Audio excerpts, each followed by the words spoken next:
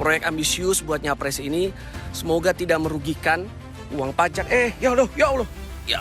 Pemprov menyampaikan bahwa di saat pandemi ini perlu ada penghematan. Tapi sekarang ada kenaikan 10 miliar dianggap itu adalah wajar. Ya, kita lanjutkan. Mas Arya Bima, tadi kalau menyambung apa yang disampaikan oleh Mas Hendrik, jangan-jangan untuk saat ini Pak Jokowi sudah merestui Anies Baswedan untuk melanjutkan. Kalau PDIP menilainya bagaimana? Saya tidak menarik ke situ dulu. Ini saya selesaikan kehadiran Pak Jokowi bahwa sangat terkait bahwa itu adalah event yang menyangkut nama negara juga kalau gagal. Ketiga tadi saya katakan bahwa pasca recovery COVID ini event itu akan menjadi daya ungkit ekonomi juga.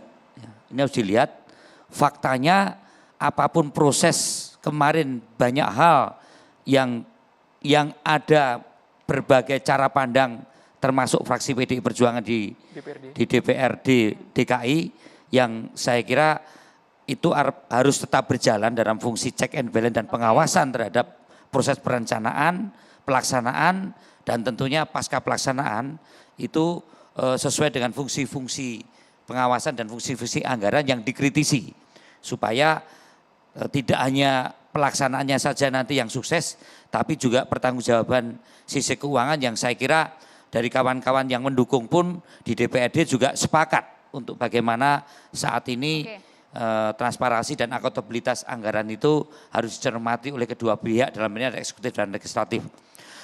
Saya tidak melihat adanya sesuatu yang mengarah pada hal-hal yang lebih politis apalagi kalau dikaitkan dengan 2024. Tapi bahwa pertemuan kalau itu Pak Jokowi dianggap tokoh politik juga dan Anies juga tokoh politik, saya kira harmonisasi, rekonsiliasi pemimpin saat ini menjadi semakin lebih menyejukkan suasana ya oleh siapa saja yang tentunya eskalasi ke 2024 ini akan kenceng ya, baik itu kalangan budayawan, kalangan rohaniwan, kalangan cendekiawan kampus dan di luar kampus, apalagi kalangan politisi, termasuk juga pengusaha, termasuk juga mahasiswa.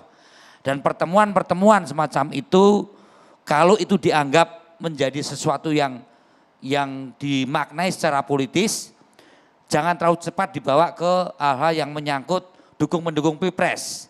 Nanti menjadi sesuatu yang saling defensif lagi ya.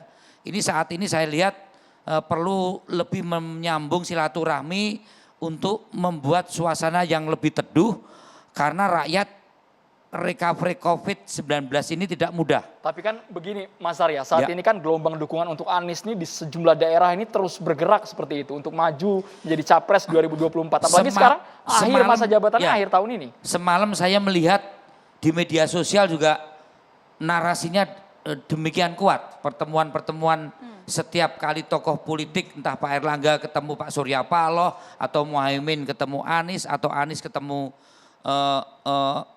Ustadz pun dianalisa termasuk PDI Perjuangan kemarin menanggap Cak Nun saja dalam rangka Ramadan ini juga kapitalisasi menjadi sesuatu yang politis suka dan tidak suka ini menjadi sesuatu yang tren sekarang. Saya melihat itu sah-sah saja, itu biasa-biasa saja. Nah, tetapi satu hal yang saya lihat bahwa di antara dua kubu dan sisi tengah sekarang lebih dominan. Bentuk-bentuk pertemuan yang mengkomentari sebagai suatu situasi yang membangun harmonisasi, membangun suasana yang lebih teduh, membangun suasana yang lebih tidak menegangkan, ini cenderung menjadi tren yang lebih dominan daripada narasi-narasi yang antagonis, narasi-narasi yang bersendangan. Membahagiakan Mas Abe ya. Pertemuan kemarin itu sebenarnya membahagiakan buat kita semua kan. Saya kira itu harus dibangun merajut tali batin kebangsaan apalagi dalam situasi Ramadan yang penuh suasana batin untuk satu dengan yang lainnya saya mengerti. Ini dulu ya. Berarti respon Ketua DPRD Puan Maharani semuanya respon Ketua DPRD Puan Maharani saya kira yang dicalonkan juga gaduk menggaduk Puan Maharani Anies atau Anies Puan Maharani ini kan di media sosial juga banyak terjadi. Tapi yang penting sekarang bahwa keteduhan suasana untuk tidak saling curiga dan tidak saling membangun narasi kebencian dan narasi saling menjelekkan dan saling menjatuhkan itu tidak perlu harus terlalu dominan, bahkan kalau perlu dihilangkan dalam narasi-narasi publik di media sosial. Nah, pertemuan Pak Jokowi dan Anies yang dua kubu ini saling berteru terus di media sosial dan tentunya akan membawa sesuatu kesejukan untuk membangun narasi-narasi yang lebih humanis. Menyejukkan. Narasi-narasi yang mengandung makna yang Pancasilais, tidak gontok-gontokan.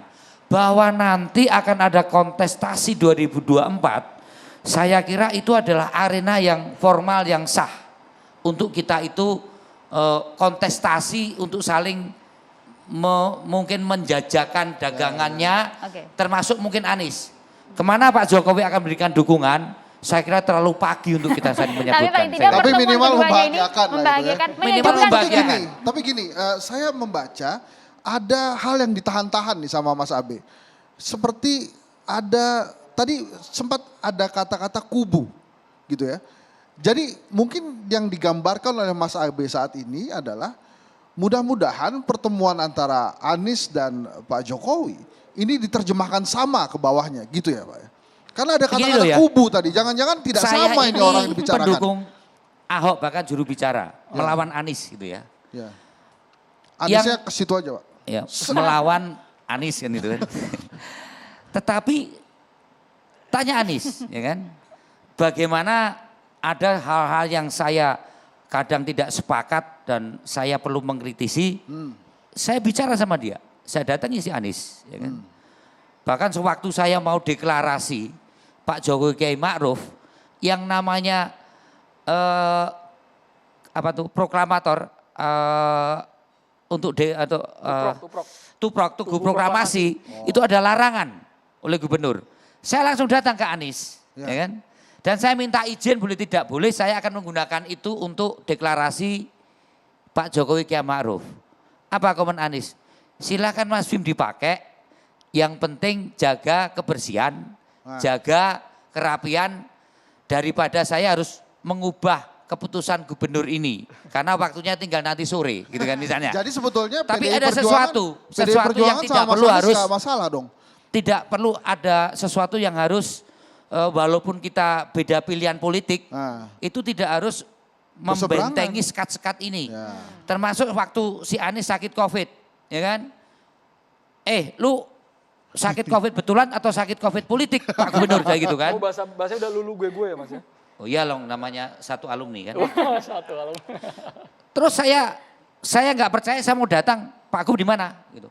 Di rumah, saya sudah di depan rumah, saya mau lihat. Gitu.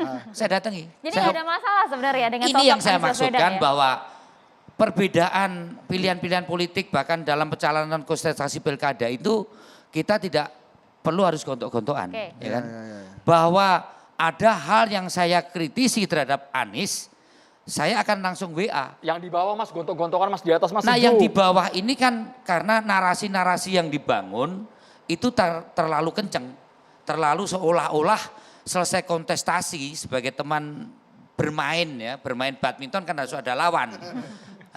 Siapa kalah siapa menang selesailah permainan itu, masa bermain badminton sendiri kan tidak mungkin.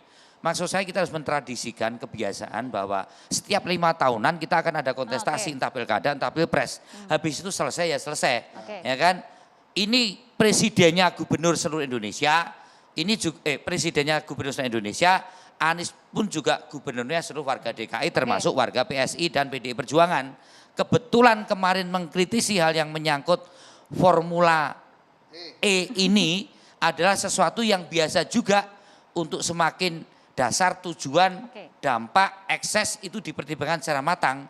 Bahwa akhirnya Formula E ini akan berjalan pada tanggal 4 Juni, ini sudah menyangkut nama Indonesia, menyangkut nama Jakarta. Kalau terpuruk kita terpuruk semua. Ngatasi COVID yang saat ini aja sulit, apalagi nanti dibarengi dengan gontok-gontokan. Artinya kalau saya kira PDIP ini suatu hal yang menenangkan. Berarti sebetulnya PDI Perjuangan nggak ada masalah sama Anies Baswedan dong. Kalau tadi yang disampaikan oleh Mas Abe, baik-baik aja.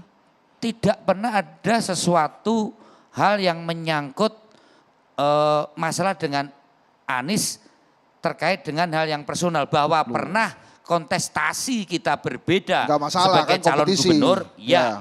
termasuk kawan-kawan di DPRD, fungsi yang dilakukan untuk menjalankan fungsi anggaran dan fungsi pengawasan masih dalam batas-batas koridor itu sebagai tugas, kewenangan dan yang menyangkut masalah-masalah politis anggaran. Ini penting ini catatan demokrasi. Mas Henry, Saya kalau kira itu. menurut PSI bagaimana? Kalau PDIP Dan saya tadi kira juga pertemuan termasuk kawan-kawan keduanya PSI, menyenangkan.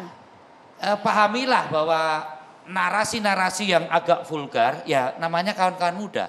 Saya kira Jadi PSI vulgar bahasanya ya Mas Arya? vulgar karena memang mungkin positioning muda. produk yang dia pakai hal yang PDIP menyangkut kan ekspresi sejuk, itu. PSI saya kira kira-kira itu. sejuk atau kepanasan nih gara-gara Formula E, Mas Andi? Santai saja Mas, karena begini, bagi PSI pertemuan antara Pak Jokowi dengan Mas Anies Baswedan itu tidak usah ditafsirkan panjang lebar. Toh ini sebuah peristiwa yang jelas banget, clear. Seorang presiden, seorang kepala negara datang meninjau sebuah proyek yang didanai oleh dana masyarakat, dana publik. Tugas dan tanggung jawab seorang presiden adalah memastikan itu akan berlangsung dengan baik, yang pertama. Kemudian yang kedua, tentu Pak Jokowi punya kepentingan agar nama Indonesia tidak dipermalukan kalau misalnya event ini gagal. Itu kepentingan seorang presiden, seorang kepala negara. Yang harus kita apresiasi, sebagaimana disebutkan oleh Mas Aryo tadi, adalah sikap Pak Jokowi. Sikap political correctness yang diperlihatkan oleh seorang Presiden Jokowi yang memperlihatkan dirinya sebagai presiden semua pihak, semua kalangan. Diundang Mas Ganjar ke Jawa Tengah, beliau datang. Diundang Mas Kang Ridwan Kamil ke Jawa Barat, datang. Jadi sekali lagi apa yang terjadi di Ancol itu adalah sebuah peristiwa biasa. Tidak usah panjang lebar ditafsirkan sebagai sebuah peristiwa politik yang jadi aneh seolah-olah ada dukungan dan lain sebagainya. Sekali lagi ini biasa saja. Dan yang paling penting menurut saya adalah kegagalan sejumlah pihak termasuk para pengamat politik yang gagal melihat apa yang menjadi substansi dari kritik PSI terhadap Mas Anies Baswedan. Pertama, pada level Jakarta, kritik PSI terhadap Mas Anies Baswedan ini adalah bagian dari pengawasan terhadap kinerja eksekutif. Sah ini. Kalau PSI mempersoalkan anggaran Formula E, tugas kami memang seperti itu. Kami diberi mandat oleh para pemilih kami untuk menjaga uang rakyat. Pengamat yang mana sih Mas Andi yang Anda maksud? Silahkan termasuk Mas Henry tadi menyebut Enggak, bahwa tadi saya selalu sebut, salah. Benar kan ada pengawasan. Saya tadi sebut. selesaikan dulu ya. Ya. Enggak, Ini maksud itu saya pertama. mesti jelasin dong. Kalau Ya. yang satu saya tadi sampaikan. Itu pertama ya. Nah, Pertama berarti ya. yang pertama saya lulus dong. Itu soal Selesai. kepala daerah, pengawasan. Pada level nasional, sebagai partai politik, PSI menjalankan fungsi sebagai partai politik untuk mengedukasi masyarakat. Karena bagaimanapun Mas Anies ini disebut-sebut sebagai seorang calon presiden. Tugas partai politik adalah menjelaskan kepada publik terkait rekam jejak seorang calon presiden, termasuk bagaimana cara dia bekerja, mengelola anggaran milik rakyat, dan termasuk rekam jejak bagaimana cara dia memenangkan pilkada pada tahun 2017. Itu tugas partai politik. Jadi, apa yang dilakukan oleh PSI adalah bagian dalam menjalankan fungsi sebagai partai politik dalam negara demokrasi. Mengawasi jalannya kekuasaan, mengawasi seorang kandidat yang disebut akan menjadi seorang calon Meskipun presiden. video giring tadi sudah dipatahkan dengan hasil sirkuitnya yang sudah rampung. Betul. Apa yang kami lakukan itu adalah bagian dari pengawasan. Sekali lagi jangan lupa, apa yang dijalankan oleh PSI adalah politik substantif. Politik substantif adalah politik di mana orang atau sebuah kekuatan politik atau seorang penguasa itu dilihat dari bagaimana cara dia menggunakan anggaran milik rakyat. Itu yang namanya politik substantif. Ketika kami mengkritik Mas Anies Baswedan, harus dilihat dalam konteks seperti itu. Kalau misalnya dianggap bahwa cara PSI adalah berisik, mungkin itu adalah cara kami. Karena jumlah kami masih terlalu sedikit. Kalau kami tidak berisik, mungkin tidak akan didengar oleh orang. Mas Andi, tapi karena Presiden jumlah Joko kursinya Widodo masih terlalu sedikit. Jangan lupa, kalau PSI tidak berisik, jangan-jangan anggaran lem Aibon senilai sekitar 82 miliar itu akan lolos. Oke, Pembelian Mas Andi ballpoint begini. 128 miliar begini, Mas Andi. akan lolos. Presiden Joko Widodo hadir lihat langsung bagaimanakah kondisi lahan sirkuit Formula E, mendukung penuh adanya gelaran ini, tapi mengapa partai Anda tidak ya? Jangan lupa, kami mengkritik formula itu dalam dua hal. Pertama secara substantif dan kemudian secara prosedur. Secara substantif, PSI menolak penyelenggaraan Formula E karena kami menganggap ini adalah penghambur-hamburan uang rakyat. Jangan lupa Mbak, konteksnya adalah pandemi ketika itu. Bagaimana uang rakyat keluarkan pada saat rakyat sedang susah. Ada yang meninggal, ada yang kehilangan pekerjaan, sakit dan lain sebagainya. Itu kritik PSI. Itu kritik terhadap penggunaan uang rakyat yang disampaikan oleh PSI. Jadi sekali lagi apa yang kami sampaikan itu adalah bagian dari pengawasan terhadap kekuasaan eksekutif. Tidak lebih. Jadi biasa aja dalam negara demokrasi. Transparan tidak? Menurut Anda transparan tidak dari segi anggaran yang kemarin ratusan miliar komitmen fee-nya? Tidak. Paling gampang gini, kenapa kasus ini sekarang masih ditelisik oleh KPK? Sampai sekarang KPK masih menyelidiki kasus ini terkait dengan pencairan dana komitmen fee senilai 560 miliar rupiah. Bagaimana uang itu bisa cair sebelum dibahas di DPRD dan melalui proses pembahasan APBD. Itu adalah sebuah persoalan yang sangat serius. Jadi sekali lagi kepada mereka yang nyinyir terhadap PSI saya ingin bertanya, apakah PSI harus diam saja ketika anggaran publik yang seharusnya dipakai untuk hal yang lebih bermanfaat justru dipakai untuk balap mobil listrik Formula E? Itu yang pertama. Pertanyaan kedua, apakah PSI salah ketika mempersoalkan rencana anggaran pembelian lem Aibon 82 miliar? Pertanyaan ketiga, apakah PSI salah ketika mempersoalkan penggunaan agama untuk memenangkan pilkada? Salah saya, salah kawan-kawan saya, salah PSI. Karena kemudian banyak yang menilai kenapa hanya Anies sih, kenapa kemudian tokoh-tokoh lain atau kepala-kepala daerah lain tidak, Mas Andi? Nah ini persoalannya, ini juga soal exposure media. Jangan lupa, PSI mungkin terlihat menonjol di Jakarta karena kekuatan kami relatif bagus di Jakarta. Beberapa bulan yang lalu anggota DPRD kami di Bandung itu walk out, menolak APBD.